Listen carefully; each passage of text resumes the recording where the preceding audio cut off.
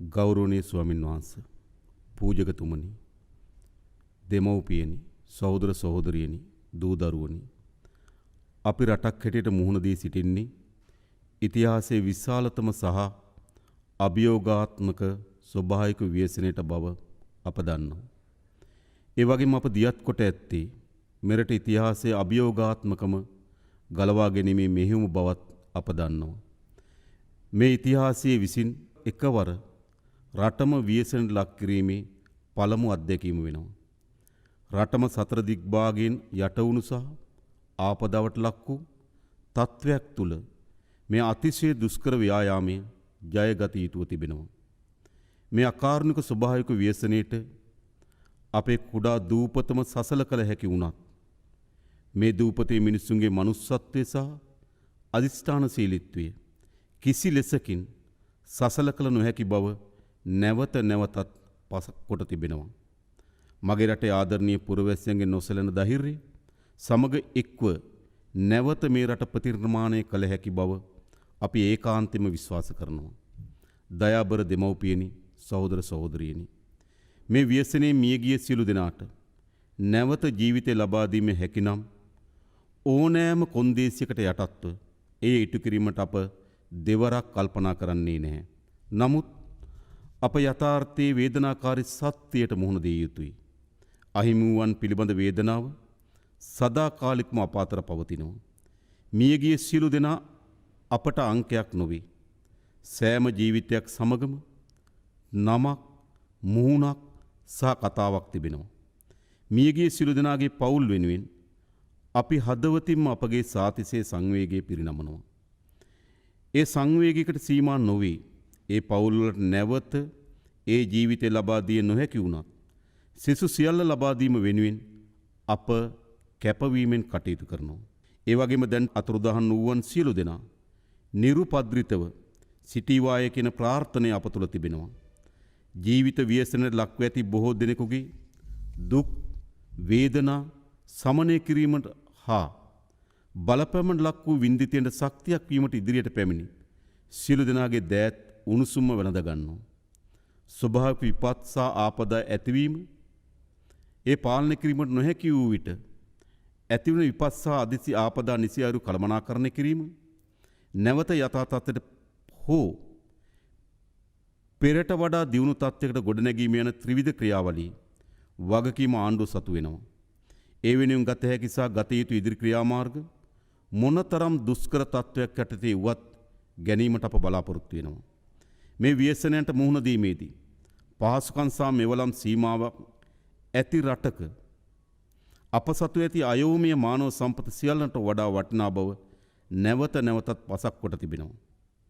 විපතකදී හැර නොයන හැම විටම පිහිටවන ආත්ම විශ්වාසයෙන් පිරුණු අපේ රටේ පුරවැසියන් පිළිබඳව අප ආඩම්බර වෙනවා. අපට ඉදිරියට මුහුණ දෙන්න සිදුවන්නේ එදා මෙදා තුර විශාලතම ප්‍රතිසංස්කරණ ප්‍රයත්නයන්ට සහ නැවත ගොඩනැංවීමේ කාර්යභාරයේ බව අප සිහිපත් කළ යුතුව තිබෙනවා.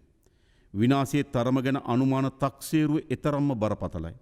එහෙත් අප රටේ ජනතාව ගම් වතුරෙන් කුණාටුවෙන් හෝ ඕනෑම ව්‍යසනකින් පසුව අධිෂ්ඨානශීලීව නැවත ගොඩනැගී තිබෙනවා.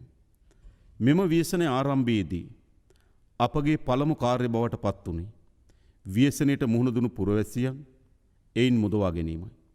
ඒ සඳහා අපේ සමස්ත රාජ්‍ය යාන්ත්‍රණයම ඉතාමත් කාර්යක්ෂමතාවෙන් යුතුව මෙහෙයවීම සඳහා අපි කටයුතු කර තිබෙනවා. එහිදී අපගේ ත්‍රිවිධ හමුදාවත් පොලිසියත් තමන්ගේ ජීවිත පිළිබඳ අවධානම නොතකමින් ඇතැම් තැන්වල තමන්ගේ ජීවිත පරිත්‍යාග කරමින් අපගේ ජනතාව මුදවා ගැනීම සඳහා වීරෝදාර ක්‍රියාදාමයක නිරත වුණා.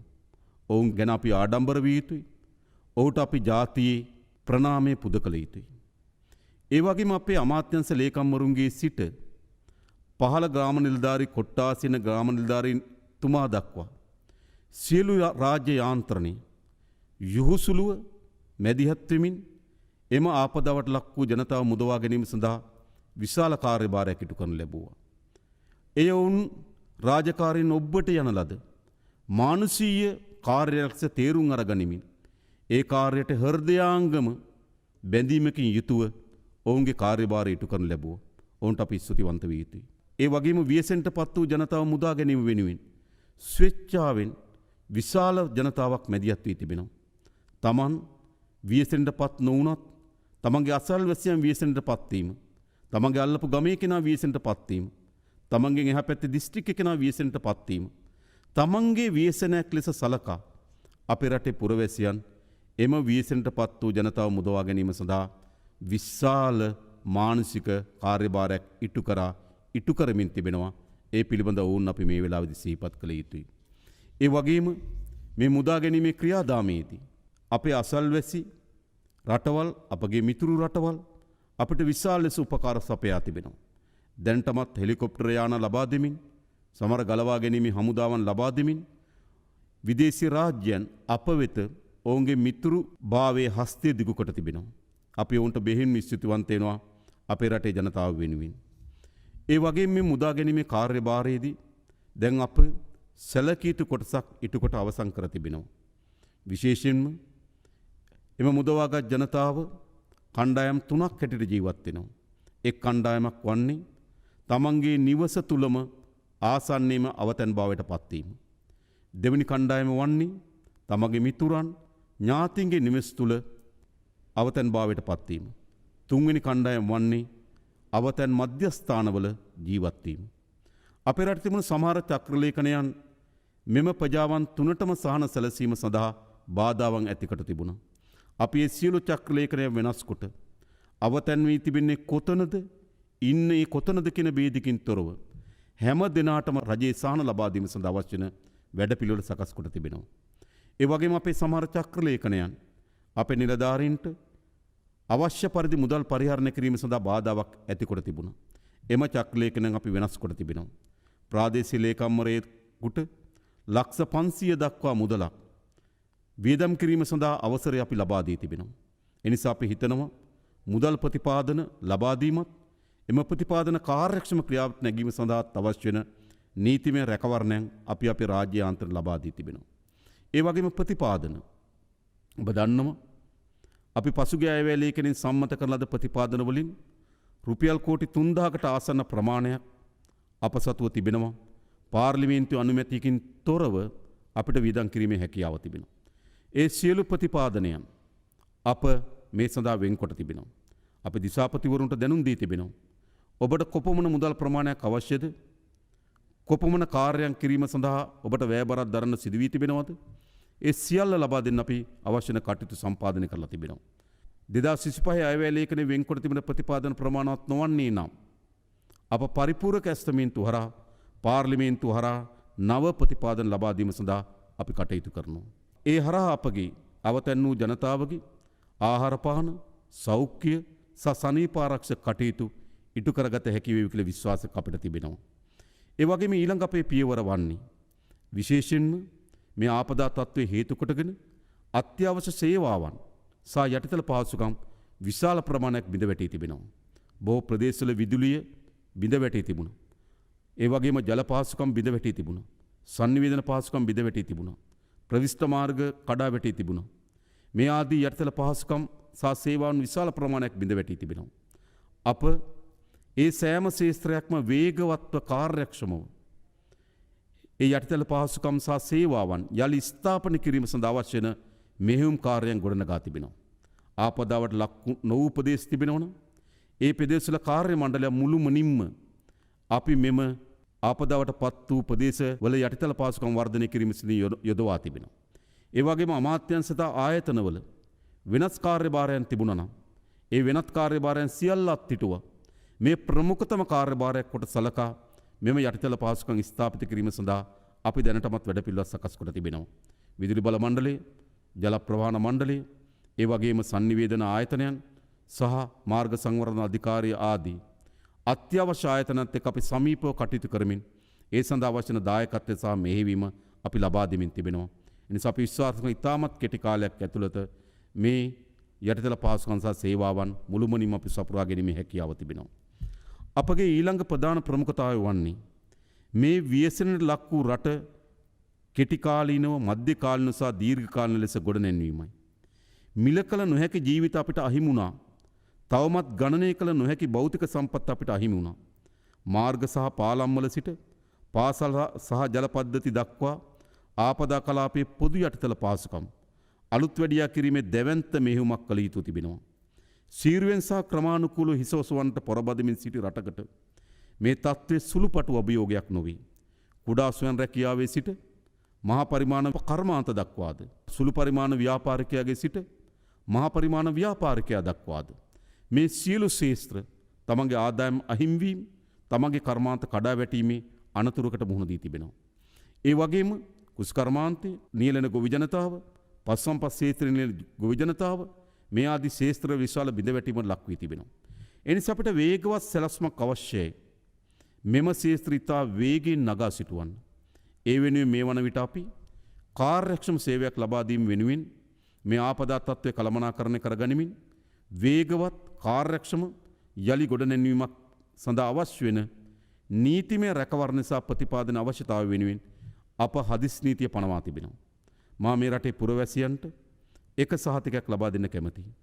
මෙම හදිස් නීතිය මෙම ආපදාව කළමනාකරණයට ලක් කර ගැනීම සහ කාර්යක්ෂම අපේ රට ගොඩනැගීම සඳහා ඉවහල් කරගන්නවා ඇරුණුකොට වෙනත් කිසිදු මර්ධනීය ක්‍රියාදාමයක් වෙනුවෙන් මෙම හදිස් නීතිය අපි උපයෝගී කරගන්නේ නැහැ. මෙම හදිස් නීතියට අනුකූල වන පරිදි මේ වන විටත් අපි අත්‍යවශ්‍ය සේවා කොමසාරිස්වරයෙක් පත් කර තිබෙනවා. සියලු සේවාවන් අප එම එක තැනකට කේන්ද්‍රගත කොට තිබෙනවා. පැය 24 පුරාම අත්‍යවශ්‍ය සේවා කාර්යාල විවෘත කොට තිබෙනවා. සියලු වැදගත් ආයතනයන් වල නිලධාරීන් එහි පැය 24ම රැඳෙමින් තිබෙනවා. එනිසා අපි හිතනවා ඊටමත් කාර්යක්ෂම මධ්‍යගත මෙහෙයුමක් මෙම අත්‍යවශ්‍ය සේවා කාර්යාලය සඳහා පිටු කර ගැනීම සඳහා අපි සැලැස්මක් සකස් කොට තිබෙනවා. ඒ වගේම අපගේ මීළඟ කාර්යභාරය බවට පත් වී තිබෙන්නේ නැවත අපේ රට තිබුණු තත්ත්වයට වඩා දියුණු රාජ්‍යයක් බවට පරිවර්තනය කර ගැනීමේ අපේක්ෂාව. ඒ අපේක්ෂාව වෙනුවෙන් මේ වන විටත් අපි නැවත ගොඩනැන්වීම සඳහා අවශ්‍ය වෙන අරමුදල් සම්පාදනය කර ගැනීම සඳහා අරමුදල පිහිටුමට අපේක්ෂා කරමින් තිබෙනවා. ඒ වගේම ඒ අරමුදල කළමනාකරණය කර ගැනීම සඳහා පෞද්ගලික අංශයේ විදේශ කටයුතු අමාත්‍යාංශය මුදල් අමාත්‍යාංශය ජනාධිපති ලේකම් කාර්යාලය ලේකාබද්ධ කළමනාකරණ කමිටුවක් පත් කොට තිබෙනවා. ඔවුන්ට විශාල කාර්යභාරයක් අපිට පවරා දී තිබෙනවා. අපේ රට ගොඩනැගීම සඳහා අවශ්‍ය වෙන අරමුදල් සම්පාදනය කර ගැනීම. ආකාර ගණනාවකින් අපිට අරමුදල් සම්පාදනය කරගත හැකි. අප හා මිතුරු රාජ්‍යයන් එක්ක ඊටම සමීපව අප කටයුතු කරමින් ඔවුන්ගේ ආධාර ලබා ගැනීම. ඒ වගේම විවිධ ජාත්‍යන්තර සංවිධාන ආමන්ත්‍රණය කරමින් ඔවුන්ගේ ආධාර ලබා ගැනීම. ඒ වගේම දේශීය ව්‍යාපාරිකයන් ආමන්ත්‍රණය කරමින් කර්මාන්තකරුවන් ආමන්ත්‍රණය කරමින් ඔවුන්ගේ ආධාර ලබා ගැනීම. විශේෂයෙන්ම මේ වෙලාවේදී ශ්‍රී ලංකාවෙන් පිටත ජීවත් වෙන ශ්‍රී ලාංකික පුරවැසියන් මේ ආධාර ලබා දීම සඳහා විශාල වෙහෙසක් සහ විශාල කැමැත්තකින් යුතුව කටයුතු කරමින් තිබෙනවා. අපි ඔවුන්ට අවශ්‍ය වෙන සහාය ලබා දෙන්න කටයුතු කරලා තිබෙනවා. නිසා අපි හිතනවා අපි ශක්තිමත් අරමුදලක් ගොඩනැගිය යුතුයි මෙම ව්‍යසනයෙන් ගොඩ ඒම සඳහා. ඒ අරමුදල සම්පාදනය කර ගැනීම සඳහා අවශ්‍ය වෙන කටයුතු අපි සකස් කරලා තිබෙනවා. ඒ වගේම අප සියලු ආයතනයන් වෙත දැනුම් දී තිබෙනවා. ඔබගේ ශේෂ්ත්‍ර මුහුණ දී තිබෙන අර්බුදයේ ප්‍රමාණය ඒ නැවත ගොඩනැගීම සඳහා අවශ්‍ය වෙන ප්‍රතිපාදනයන් පිළිබඳව ශක්තිමත් ලැයිස්තුවක් සකස් කරන්න කියලා. අපි දන්න බොහෝ විට අපේ රට මුහුණ දෙන තත්ත්වය තමයි නිවැරදි දත්ත සහ නිවැරදි තොරතුරු නොමැතිවීමේ ප්‍රතිවිපාක වලට අපි මුහුණ දී තිබෙනවා. මෙම අර්බුදයෙන් ගොඩ එන්න නම් අපට නිවැරදි දත්ත සහ තොරතුරු අවශ්‍යයි. වාරි මාර්ග දෙපාර්තමේන්තුව තමන්ගේ දෙපාර්තමේන්තුවට අයත් වාරි මාර්ග පද්ධතිය ඇති වී තිබෙන හානිය සහ ඒ නැවත ප්‍රතිස්ථාපනය කිරීම සඳහා අවශ්‍ය වන අරමුදල්. කුෂිකර්ම දෙපාර්තමේන්තුව ගොවි ජනතාවගේ කුෂිකර්මාන්තයට අත්වී තියෙන විනාශය ඒ නැවත ගොඩ නැගීම සඳහා අවශ්‍ය වන අරමුදල් ප්‍රමාණය. මේ ආදී හැම ශේෂ්ත්‍රයකම දැනුම් දී තිබෙනවා. ඔබගේ ශේෂ්ත්‍රය යාලි ගොඩ නැංවීමේ වැඩපිළිවෙලත් ඒ වගේම එම වැඩපිළිවෙල ක්‍රියාවට නගාවීමට අවශ්‍ය වන ප්‍රතිපාදනත් අපිට ඉතා ඉක්මනින් දැනුම් දෙන්න කියලා. ඒ අනුව අපිට ඉතා වේගවත් සංවර්ධන සැලැස්මක් කරහා අපේ රට යලි ගොඩ නැගිය හැකිව තිබෙනවා. අපට රටක් ලෙස දීර්ඝ කාලීන ඉලක්ක ජය ගැනීමට එකට ජීවත් වීමට බලකල අවස්ථා ඉතිහාසය විසින් මගහැර ඇති අතර මෙවරය මග නොහැරෙන තැනට පත් කිරීමේ අදිෂ්ඨානය අපි තුල තිබෙනවා. මෙම බරපතල ව්‍යසනය අවස්ථාවේ අප වෙනුවෙන් දැන්ටමත් ඉදිරිපත් වූ අපට සහයෝගය දුන් සියලු හිතමිතුරු රටවල් වලට ඒවායේ නායකයින්ට පුරවැසියන්ට සහ ජාත්‍යන්තර සංවිධානවලට අපි ස්තුතිය පුද කරනවා. අපේ රට නැවත ගොඩනැගීම වෙනුවෙන් ඔවුන්ගේ අකණ්ඩ සහයෝගය වෙනුවෙන් විධිමත් යාන්ත්‍රණයක් අපි දැනටමත් ස්ථාපිත කොට තිබෙනවා. මේ තීරණාත්මක ව්‍යසනකාරී මොහොතේ සියලු දේශපාලන මතිමතාන්තර රට වෙනුවෙන් අමතක කරමු. ජාති, ආගම්, පක්ෂ, පාට භේදවලින් තොරව එකට එක්වෙමු. දේශපාලනය කිරීමට ඕන තරම් කාලය ඇති අතර ව්‍යසනයට මුහුණ දීමට විශාල කාලයක් නැහැ. අපි එක්ව රට ගොඩනගමු. ගොඩනැගු පසු ඒ රටේ වෙන්වෙන්ව දේශපාලනය කරන්න අපට පුළුවන්කම තිබෙනවා. විශේෂයෙන් මට විශාල විශ්වාසයක් තිබෙනවා. මා මේ රට ගොඩනැගීම් පිළිබඳව අචල විශ්වාසකින් කටයුතු කරන්නේ. මා අපේ රටේ පුරවැසියන් කෙරෙහි විශ්වාසය තබනවා. මා අපේ රටේ ත්‍රිවිධ හමුදාව, පොලිසිය ඇතුළු රාජ්‍ය සේවය කෙරෙහි විශ්වාසය තබනවා. මා මේ රටේ කර්මාන්තකරුවන්, ව්‍යාපාරිකයන් කෙරෙහි විශ්වාසය තබනවා. මා මේ රටේ බුද්ධිමතුන්, නව නිපැයුම්කරුවන් කෙරෙහි විශ්වාසය තබනවා. මා අපේ රටෙන් පිටත ජීවත් වෙන විදේශගත ශ්‍රී ලාංකිකයන් කෙරෙහි විශ්වාසය තබනවා. ඒ වගේම මා අපට හිතමිතුරු රාජ්‍යයන් කෙරෙහි අපි විශ්වාසය තබනවා. ඒ විශ්වාසය සහිතව මේ රට ගොඩනැගිය හැකි කියන දැඩි විශ්වාසකින් යුතුව අප මෙම කාර්යභාරයට මැදිහත් වී තිබෙනවා. නියත වශයෙන්ම අපි පෙර තිබූ තැනට වඩා හොඳ රටක් ගොඩනගනවා. මෙතෙන් සිට එය පටන් ගත යුත්තේ බිඳුවේ සිට වුවත් අපි අභියෝගය බාර ගන්නවා. ඒ වෙනුවෙන් පටු වාද භේදවලින් තොරව සියලු දෙනාට මේ සාමූහික ප්‍රයත්නයට එක්වන්න අපි ආරාධනා කරනවා.